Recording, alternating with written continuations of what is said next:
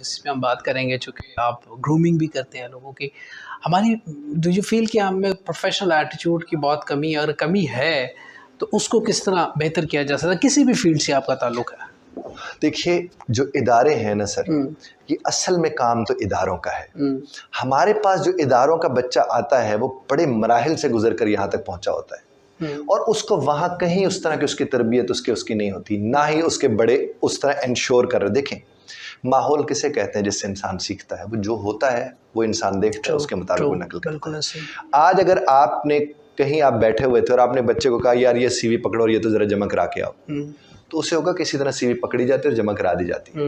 اور اگر آپ نے اس سی وی کو باقاعدہ اچھی طرح پریزنٹیبل حالت میں رکھا اور اس کے اوپر گفتگو کی اس سے کہ یار یہ ہے اور بڑے اہم چیز ہے، یہ بڑے طریقے سلیقے سے دینی چاہیے، اس کو یوں پیش کرتے ہیں، یہ ہوتا ہے وہ اسی طرح جا کر دے گا. ابھی کل کی میں آپ کو بات بتاؤں، یہ کل کی بات، میرے پاس ایک بچہ آیا وہاں سے کہ سر میں آپ کا بڑا فین ہوں، بڑا میں آپ کو پسند کرتا ہوں، اتنے عرصے سے سن رہا ہوں. تو وہ نا میں آیا تھا کہ مجھے نوکری اگر مل جائے تو.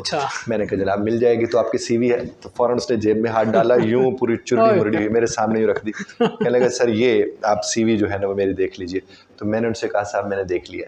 ابھی میں نے سی وی کھولی نہیں تھی، میں نے کہا میں نے صاحب دیکھ لیا. اب اس میں وہ دوشی نہیں ہے، اس کی تربیت نہیں ہوئی، اور کرنی کس نے تھی؟ انہی اداروں نے جہاں سے وہ آ رہے ہیں. وہ ادارے مصروف ہیں کہ پاس ہو جائے گا کہ نہیں ہو جائے گا، تو وہ اس کے نتیجے میں پروفیشنل اپروچ. دوسری میں آپ کو ایٹیٹیوڈ اور بیہیویئر کے یہاں پر ڈفرینٹ سرچ کروں کہ ایٹیٹیوڈ جو ہے نا وہ آپ کا تھاٹ اور فیلنگ ہوتا ہے، وہ آپ کا تھاٹ اور فیلنگ ہے، اور جو بیہیویئر ہے وہ اس کا نتیجہ ہے.